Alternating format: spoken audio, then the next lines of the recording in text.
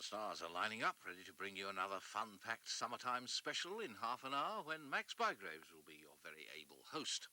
But first, it's Gloria Hunniford and another edition of We Love TV with that zany Michael Barrymore.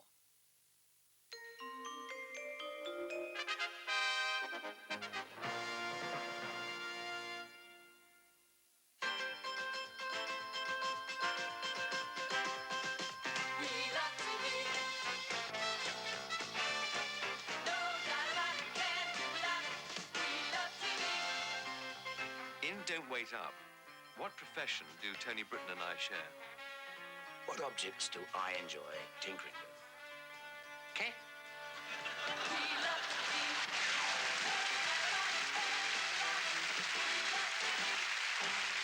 Hello, thank you very much, and welcome to We Love TV, the show that certainly is a cure for all you telly addicts. So let's meet the people who are hooked on television here in the studio tonight, and whom indeed we've hooked on to the programme.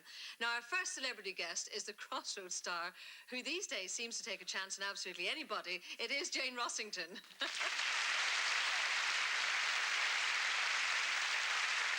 Conclusion, you know, Jane, that you're a naughty girl these days. I've been keeping check. It's been Anthony and Stan and Adam and Mickey and the referee and the whole football team. Who's going to be next? Well, I can't remember the referee.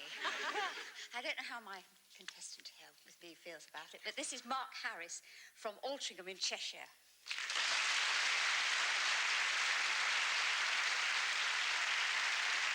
Funny feeling, Mark, you're going to be the next one across, so do you realise that? Well, what can I say? All right, there was a little question for you there, Mark. Which profession do Nigel Havers and Tony Britton have in common? They're doctors. They are doctors, you're right. No points, but you'll do very well in the competition. Now, our second celebrity guest, it's time to introduce him. All right. All right. Michael Barrymore, all right. I'm all right. All right.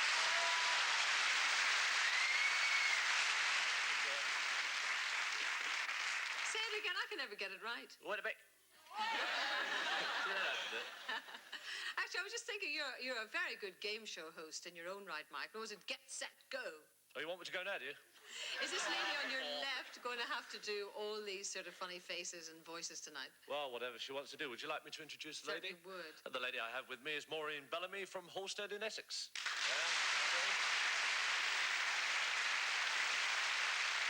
Maureen, also, you had that little question. What does Don Henderson enjoy tinkering with?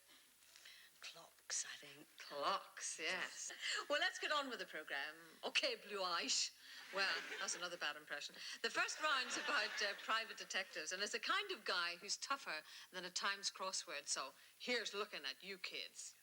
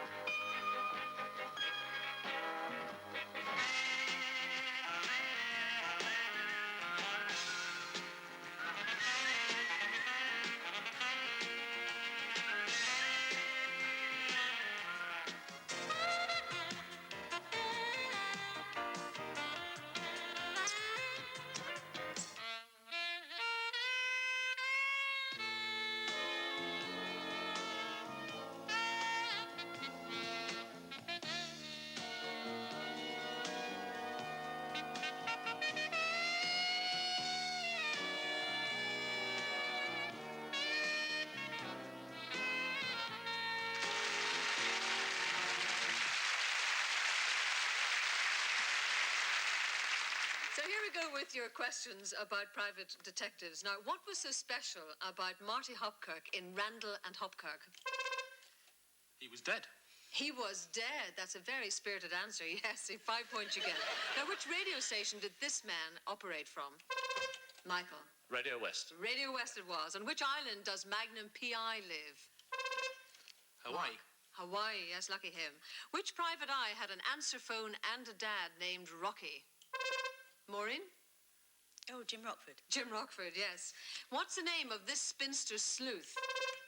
Miss Marples. Miss Marple, yes, created by Agatha Christie.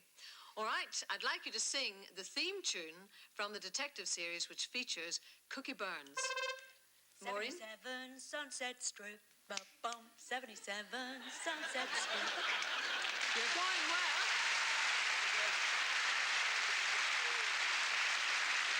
You actually deserve more, Maureen, but I can only give you 5 points. Sorry about that. But lots more chances to sing later on in the programme. You've been warned. Now, they say that laughter is the best medicine. And if you're a doctor, you really have to keep a good sense of humour about you, particularly if you're training. Because even doctors, when they're training, have to practice. And you'll see a doctor in the house practising here the gentle art of delivering a baby.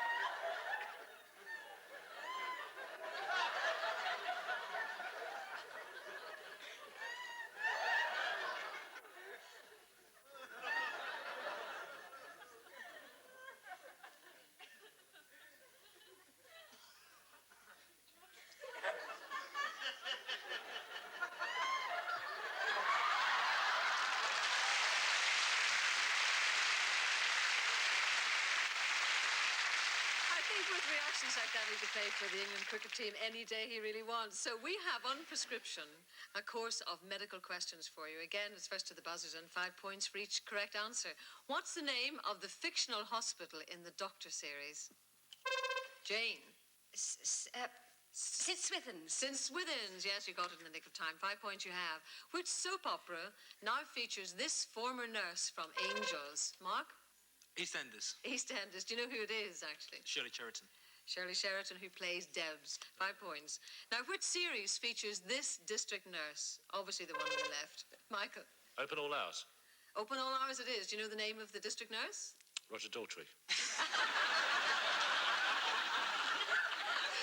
It's our Gladys. Yes, Well, 5 he points. went for the part, but the other girl got it. And they got a band together and became the Who. No extra points, Michael. Which of these doctors in the house went on to write Don't Wait Up? George Layton. George Layton it was. Yes, 5 very good points. And here's Nigel Havers, by the way, with a bonus question. Yes, that's right. It's George Layton who writes the series. Actually, George wanted to play the part that I played, but he didn't make the audition. Sorry, George.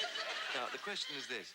I work from home. I treat my patients from home, even though I'm married and divorced and all that. Where does Dad treat his patients from? I'll give you a clue. It's not from the back of a number 9 bus. So, Michael Moore, this is a bonus question for you. 10 good points if you can give me the answer. Where's Nigel's dad's surgery in Don't Wait Up? Harley Street.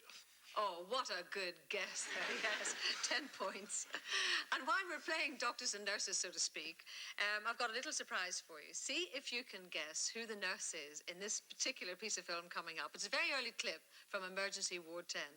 The nurse's job is to make things easier for other people. Easier for the doctors when they're making alarm, easier for the patients all the time. Now, if you keep that in mind from the very beginning, you won't go far wrong. Is that how you were shown to wear your cap at PTS, nurse? But I thought that... Oh, gosh, sorry, sister.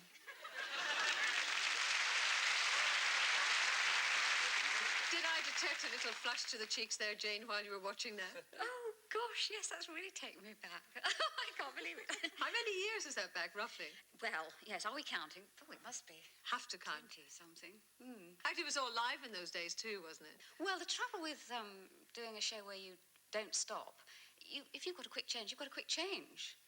And we had lots of scenes in the nurse's home when I'd be in, well, anything. I think once I was in a nightie. But underneath, I'd got all my uniform, my apron and everything, and I just put the nightie on. And, of course, when I came to watch it going out, there was a great piece of collar sticking up all at the back. And I looked enormous because I got all my apron on underneath and everything. And seconds later, it was all off again and straighten myself up, put my hat on and carry on. Because, Michael, you've this problem all the time with your Well, it's nightie good on. practice for Crossroads, all that, wasn't it? Yes. Getting them off. Well, look...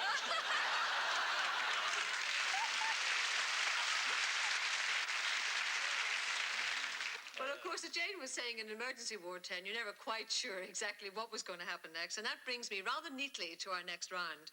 I'm going to show you a couple of great television moments. I'm going to freeze the action, and then you actually have to decide what happens next. So it's an A, B, or C choice. It's Michael and Maureen, first of all, and it's a great scene from Lucky Fella featuring David Jason. Now watch me. See, I'm going up, down. See, I'm going. So Michael and Maureen, what happens next? Does A, he stumble over his lines, B, tumble out of the window, or C, fumble over his girlfriend? Make your choice. A, B, or C. Press your little A button or whatever it is you want, Michael. Both saying C, so let's see what happens.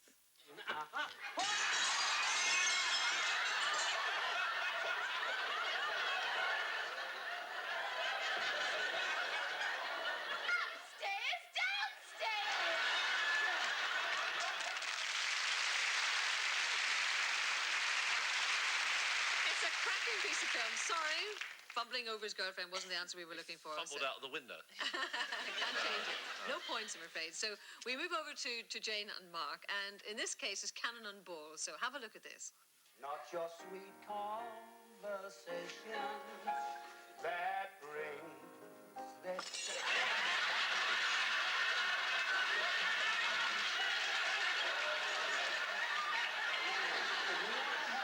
So what happens next, Jane and Mark? Does A, Bobby lose his braces? B, does Tommy lose his temper? Or C, does one of them lose his balance? You have to make your choice, A, B, or C. Both saying B. They say that Tommy loses his temper. Well, let's see what happens.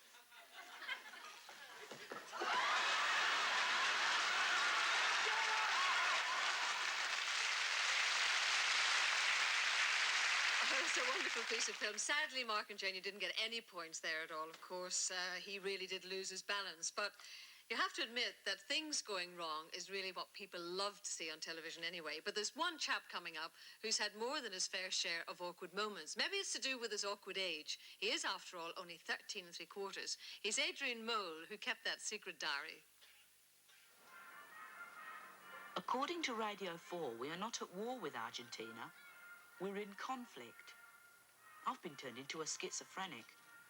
Half of me thinks it's dead tragic, but the other half thinks it's dead exciting.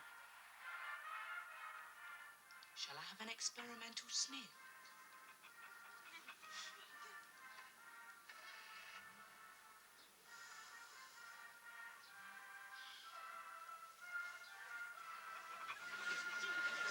Nothing spiritual's happened.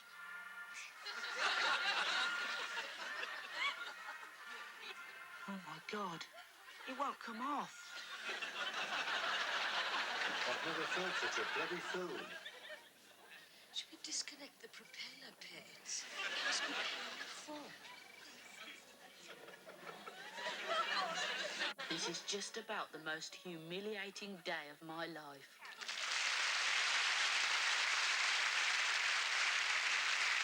I think that was fairly plain to see, but anyway, we have some childish questions coming up, and the subject, of course, is children on television. So you all set with your ding-a-lings there, Michael? Certainly are, yes. All Good, ready good. here. Right, who is Adrian Mole profoundly in love with? Pandora. Pandora it is, 5 points. Now, who was baby Jessica's accident-prone dad? Mark. Frank Spencer. It was, played by Michael Crawford, 5 points. What did Just Williams' Violet Elizabeth threaten to do? Michael? Scream and scream and scream. Until she was... Mad. What? Mad? Oh, sick. Thick. I think I'll give it to you because you got the first part of it. Yes, you can have your 5 points. Now, which school has Bridget the Midget McCluskey as its headmistress? Mark. Grange Hill. Grange Hill it is, yes, 5 points. Okay, well, let's look at the scores. You are level pegging. Each team has 40 points.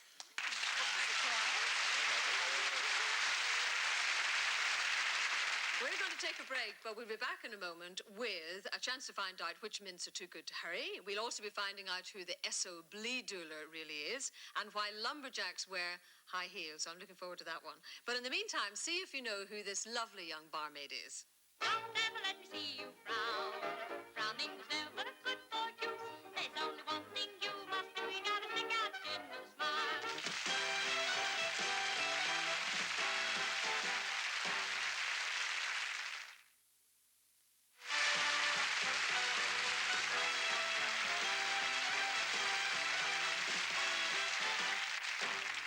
Welcome back. And just before the break, I left you with a little teaser in the shape of this young lady. Never let it get you down.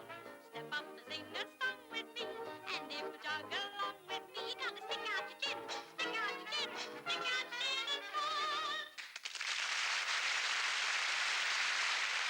Did you recognize her? Who is it, Maureen? Betty Driver. It is. Betty Turpin, of course, in The Rovers, played by Betty Driver. Well, now, how often have you heard it said that commercials are a lot more entertaining than the programs? Well, they may be entertaining, but somehow or other, I don't think they make them quite like they used to. Presenting the new Hoover Jr. All the fluff, dust and grit, Hoover gets at every bit, for it beats as it sweeps as it cleans. Who do you know? Who do you know? Who do you know? Who do you know that wouldn't like Kellogg's cornflakes? Who do you know? Who do you know? Who do you know? Who do you know? Positively, no one that wouldn't like Kellogg's cornflakes. Heinz 57, Heinz 57. Fuel the family to feed. Heinz have everything you need. Ready when you are, yes indeed. That's Heinz 57. Ecto Blue, Ecto Blue, Ecto Blue, Ecto Blue. Merry mints, too good to hurry mints. Why make haste when you can taste the hint of mint in Merry mints? Merry mint, too good for hurry mints. Johnson's are the polishes for furniture and floors. And shoes. They shine so easy. Cherry B, Cherry B, Cherry B, Cherry B. It's the cherry wine with the pop, pop, pop. Cherry B, Cherry B, Cherry B. It's the sparkling, sparkling wine for me. They're terrific.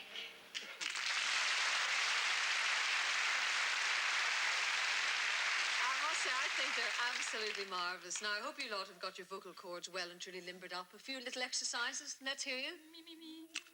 Yes, I think good enough. Because I'm going to make you sing for your supper. I'm going to show you a product, and then you've got to sing the little jingle. So, Michael, I'm going to you first of all. You have to sing the little jingle that goes along with this.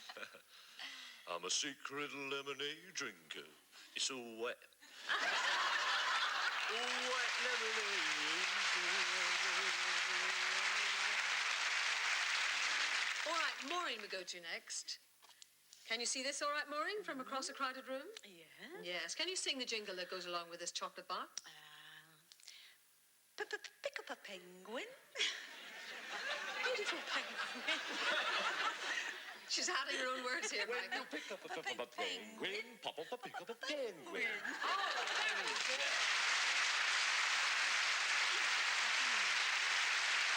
You will get a year's free supply for all of that from tonight, yes. Gloria.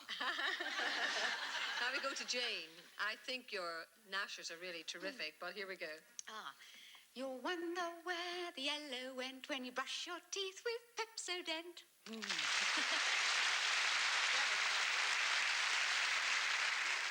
Well, now, Mark, I've kept the real goodie for you. You've got to do this one, and I want all the actions for it, I'm afraid. Thank you so much. Oh, you really are. Look at this. Got legs. You're going to do that in the knee and everything. Oh, yes, absolutely. Just one cornetto, give it to me. Delicious ice cream of Italy. Cioccolato dream. Give me cornetto from Rose Ice Cream.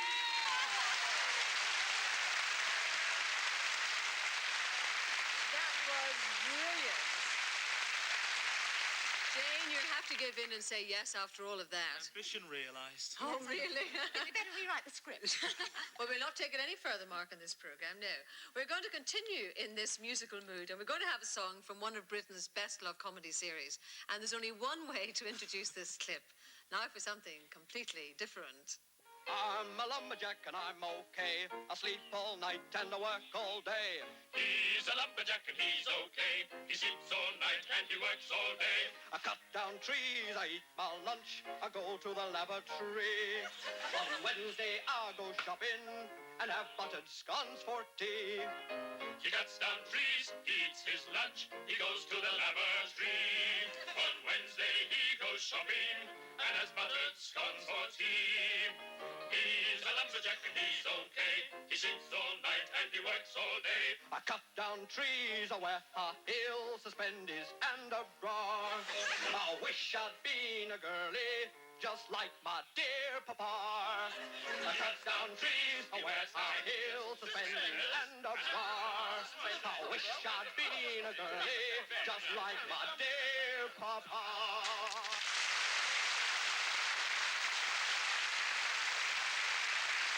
Well, that certainly will have pleased all the Monty Python fans, but I want to see how our team members are getting on with the Python people, just how well you know them, and the various series that they went on to make. So it's first to the buzzers again. Which Monty Python member went on to write and star in some ripping yarns? Mark. Michael Palin. Michael Palin, whom we saw as the lumberjack, and I just wanted to see the high heels, to be honest. Now, who had a ministry of silly walks? John Cleese. John Cleese it is. Which naughty catchphrase did Eric Idle make popular? Michael? Nudge, nudge, nudge is good as a wink to a blind bat, know what I mean? Well, something like that. Nudge, nudge, wink, wink, say no more. Oh, say no more. Say no more, Michael. You got your 5 points. Do it in picture. Hey. Hey, all right. What's the proper name of this establishment? Oh.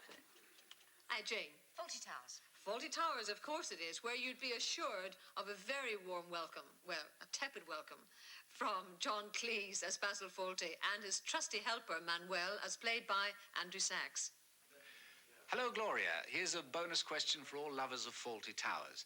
Manuel had a pet rat. No, it's hamster. Filigree Siberian hamster. How many times I have to say? Yes, I'm sorry. Manuel has a pet hamster. What was its name? Well, now, this is a bonus question for Mark and Jane. It's worth 10 points if you can give me the answer in relation to the name of Manuel's hamster. Yes, I know. I know all about hamsters. It was Basil. It was Basil. Yes, you get your 10 points. No, I'm not standing for this. Oh, it's Mark. It's all... No, I'm sorry, I'm not standing for this. I really am not. Yes? Are you going to sit down again? No. Basil, or whatever your name is. Just going to have a wander around, yeah? Just Molly and me.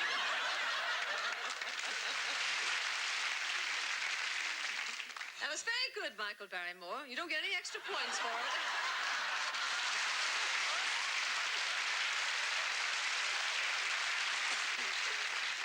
I don't think we'll ever get him back in the chair to get this game finished. It will go on for hours on end. So are we back as Michael again? All right? Yeah, I'm all right there. All right. We'll go on then. This is what we call our quick fire round, and Michael and Maureen are 10 points behind. So I'm going to ask as many questions as I can within the next couple of minutes, and Michael can get whoever he wants to answer the questions. Stop it! You'll get her in trouble. Sorry, I do apologise. That's quite all right. Go for the quick fire round. Sorry, I apologise. Okay. So you're ready with your buzzer, are you? All set. Right, here we go with the first question. Which old-age pensioner has superhuman powers? Supergran. I'm glad you are listening, because he certainly, your partner isn't listening. Yes, Supergran, you get 5 points. What did the staff of Grace Brothers ask customers? Is it well, Michael? go on, answer. Correct.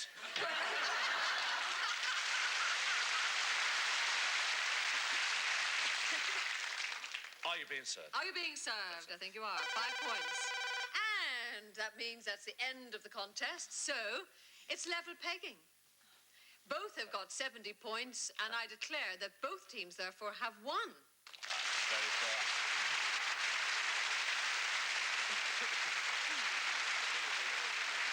I can't be more diplomatic than that, because this competition is not all about prizes, which is just as well, because we only have this as such. In fact, it's a lovely little television that you can watch a lot more television, and Maureen and Mark take it away with them tonight, and also a video of your star performance. So I hope you enjoy watching it in years to come. Thank you all very much indeed. You were very good sport. Thank you. And I hope that you'll keep on watching your television and join us again for more We Love TV next week. Until then, from all of us in the studio, good night.